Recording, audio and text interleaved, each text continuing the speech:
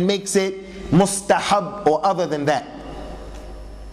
Everyone here, ikhwani, everyone here would agree with me that Friday is a virtuous day in this deen. The general hadith of Friday.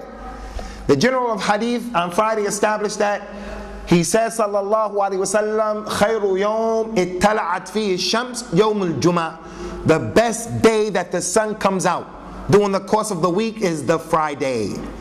It's the best day. On Friday, Adam was created, he was put in Jannah, he was expelled from Jannah. Yawm al-Qiyamah will be established on Friday. It's the day that the Jews and the Christians had ikhtilaf about. The Jews made their day of, the special day of gatherings, they made it Saturday. And the Christians made it Sunday. And Allah Azza wa Jal guided this ummah. It's a virtuous day. The day of Jummah. So can someone come now and say, since Friday is the best day, I'm going to fast because it's Friday? He said, don't do that. Do not use Friday. لا تختصوا ليلة الجمعة بقيام بين الليالي ولا تختصوا ليلة الجمعة بالصيام من بين الليالي. Do not choose the night of Friday as a special night that you're going to pray to make the tahajjud prayer simply because it's Friday night. Thursday night after Maghrib, before Friday Jummah, that morning, 2, 3, 4 o'clock, that night before Friday Fajr, you're making tahajjud because this is the special day of Jummah. He said, don't do that.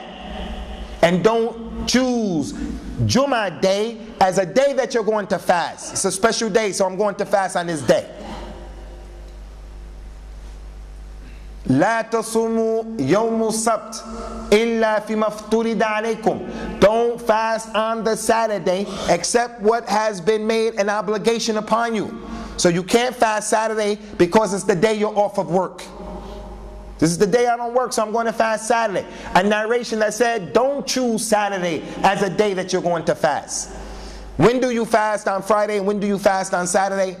You fast on Friday or you fast on Saturday if you fast every other day, the fast of Dawood. So it's going to be that you're going to fast certain Fridays and certain Saturdays because you're fasting the fast of Dawood. You fast on Thursday, you fast on Friday or Saturday. If you want to fast on Friday, you have to fast on the Saturday after, a day before, a day after. Even on the day of Arafat, ikhwani, if Arafat is on the Saturday, you shouldn't fast.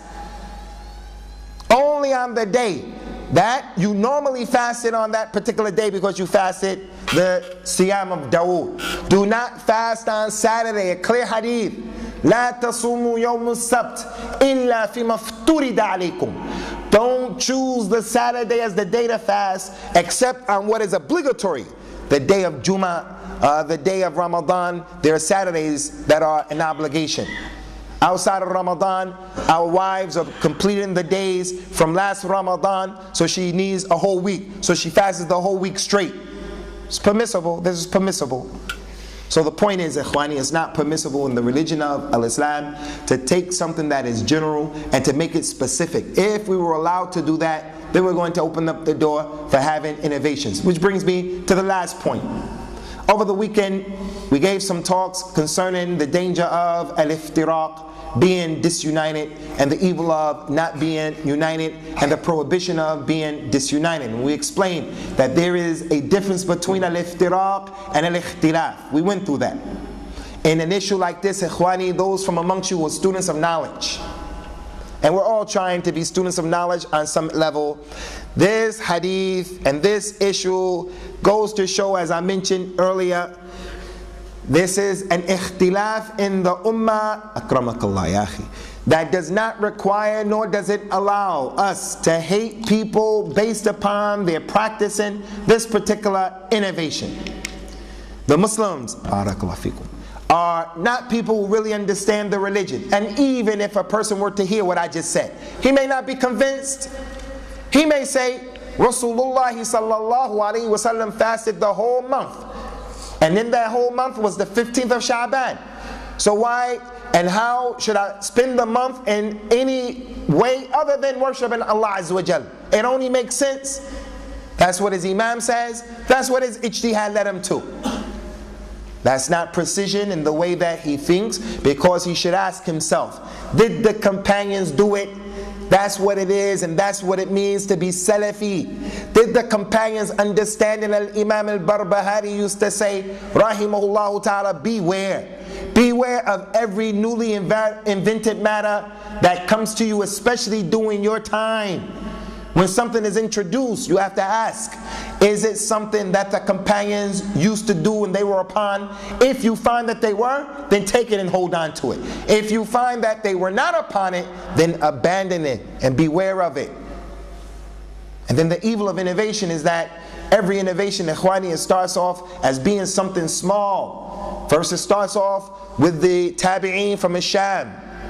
It starts off by them just making the salat in the confines and the privacy of their own homes. And then it turned into candles being put in the masjid. And then added on to the candles was the bukhur, or the incense. And now we come and we become mutafanninun. We start adding on to it. We start sending sweet rice, candy, tea with milk, sweet tea, and on and on. We gather in the masjid, and then we make the dhikr that is not permissible and is not from the deen. Whenever we open up the door for a small bid'ah, it always, by its nature, turns into something bigger. No small innovation remains small. That's why kullu bid'atin dalala. Those people were against the companions. Abdullah Ibn Mas'ud radiyallahu anhu, those people were in the masjid and they were in their groups, 10 people over here, 10 people in that circle, 10 people in that circle, and they had an amir in each circle telling them, say subhanallah 100 times, and they would do it with the rocks. Say alhamdulillah 100 times, and they would do it with the rocks. When Abdullah Ibn Mas'ud radiyallahu anhu went and he dealt with them, and the story is well known, the tabi'i who narrated this hadith, he said, those people who we saw in the masjid that day, they were the majority of the people from the Khawarij who were fighting Ali ibn Abi Talib.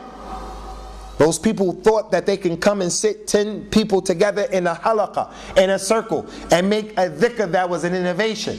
Their rocks, those small pebbles that they used on that day, turned into swords after that, and they pulled those swords out against the companions of Rasulullah sallallahu alaihi wasallam. And that's the nature of every innovation, that it starts off small and then it grows big.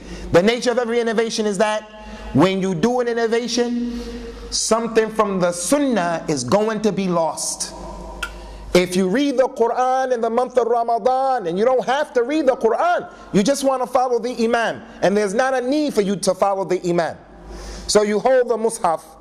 When it's time to make the sajda, you don't want to put the mushaf on the ground, so you put it under your arm. And I don't know which one is more respectful or more disrespect. Put it on the ground or under the armpit, where it's musty. I don't know which one is respectful and which one is disrespect.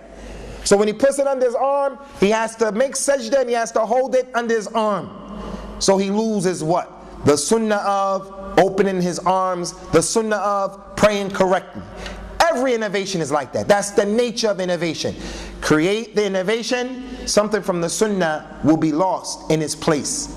So Abdullah ibn Mas'ud radiyallahu anhu described this time when he asked the people during his time from the tabi'een, كَيْفَ أَنْتُمْ إِذَا لَبِسَتْكُمْ الْفِتْنَةُ. How is it going to be when the fitna comes on you people? What are you going to do? They said, and when is that time? When is the fitna going to come? What do you mean? He said, it is the time when the old person is going to, one who's mature, he's going to become senile. And the one who is young, he's going to walk. The fitna is going to be so great, young people will become the ones who are in positions of leadership. Elders will be put out to pasture.